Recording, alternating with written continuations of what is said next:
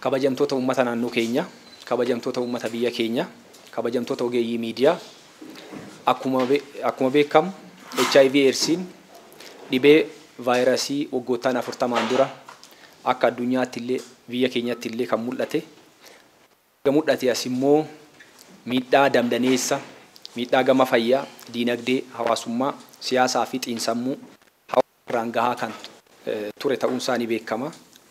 Dhibee kanaan qabamanii fayyuun akka hin danda'amne garuu akkuma nama kamiiyyuu yaalamanii jiruu fi jireenya umurii dheertuu fi jiruu fi jireenya fayya qabeessa jiraachuu akka danda'amu ta'uun isaanii beekama. Gama biraatiin miidhaawwan haga ammaa miidhaa dabdaneessa haga ammaa geessisaa ture irra darbee akka biyya keenyaatti akka naannoo keenyaatti illee yeroo ammaa kana HIV/AIDSiin rakkoo fayyaa hawaasaa ta'ee itti fufee jira. Guyyaan AIDS addunyaa December 1 yookaan muddee tokko akka lakkoofsa Awurooppaatti waggaadhaan ni yaadatama.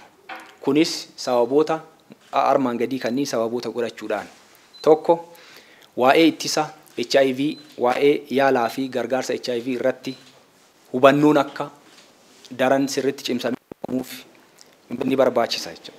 Lammaffaa sababa dhibee AIDSiitiin walqabataniitiin namoota du'an, namoota lubbuu dhaban yaadachuun barbaachisaa waan ta'eef guyyaa kana yaadachuun barbaachisa.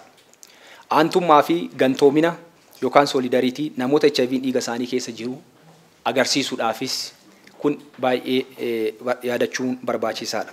Akkasumas qoodiinsaa fi qollifannaa yookaan stigma and discrimination gama kanaan namoota HIV dhiiga isaanii keessa jiru irratti karaa kutaa hawaasaa garaagaraatiin gaggeeffamu akka dhaabbatu yeroo dhumaatiif akka dhumu gochuudhaaf guyyaa kana yaadachuun barbaachisa. Bu'aawwan ittisa yaalii kunuunsa HIV'n lubbuu baraaruun walqabatee haga ammaatti argaman akka itti fufan gochuudhaaf guyyaa AIDS addunyaa kana yaadachuun barbaachisa. Akka naannoo Oromiyaatti guyyaa boru yookaan muddee 3 2017 magaalaa Shaashamanneetti yaadatamee kan oolu ta'uusaa kaasuu barbaada.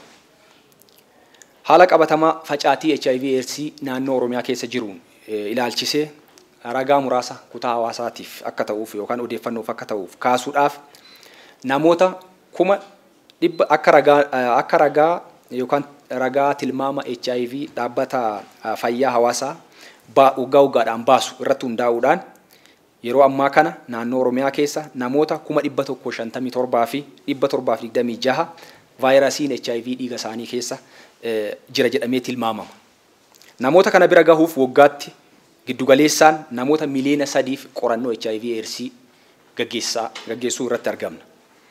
Namoota miliyoona 3 qorataman kanneen keessaa bara 2016 namoota miliyoona 3 bara 2016 qorannaan taasifameef keessaa namoonni 10,267 bifa haaraan vaayirasiin HIV dhiiga isaanii keessatti kan argame yoo ta'u, kunis facaatiinsaa kan waggaa kanarraa yoo laallu naannoo tuqaa duwwaa 3.4 kan ta'uu isaa kaasuu barbaada.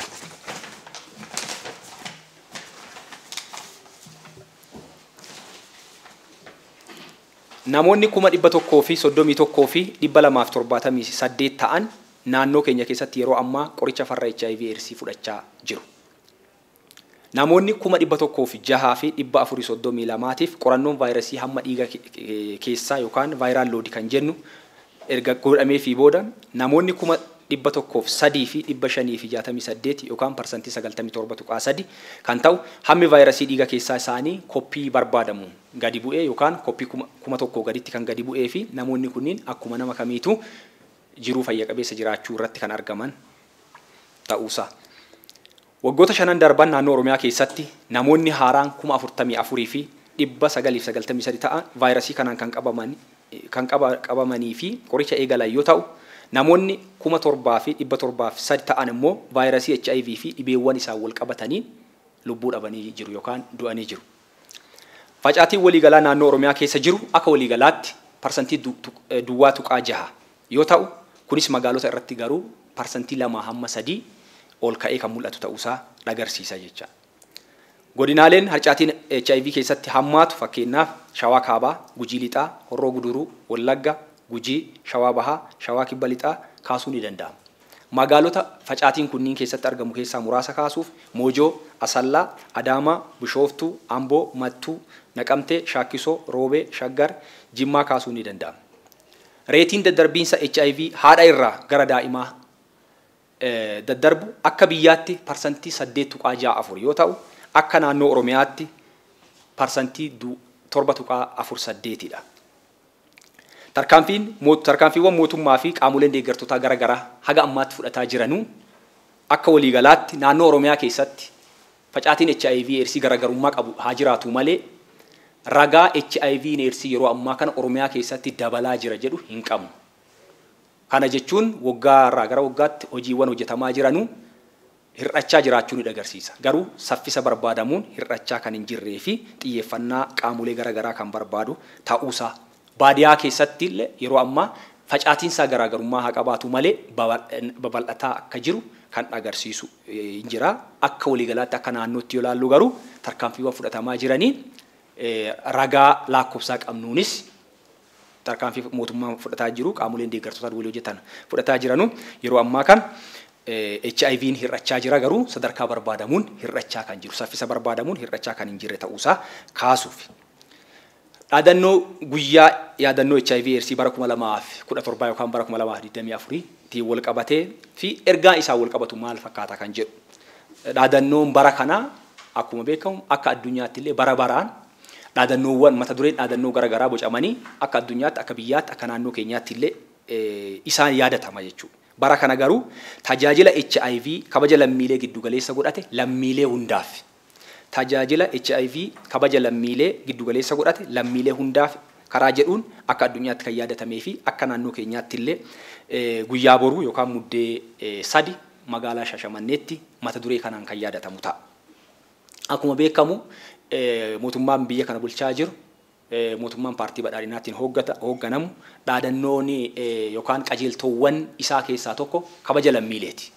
Kabaji lammiilee baay'ee xiyyeeffannaa qaba. Kana jechuun namni nama ta'uu isaatiin kabajamuu qabaata. Namni nama ta'uu isaatiin tajaajilli fayyaa mirga isaati. Tajaajila HIV kana karaa barbaadamuun argachuu qaba. Kan jedhu kan of keessaa qabuu fi qajeeltoo kana keessatti illee kan booldi ta'ee kan ka'e ta'uu isaati.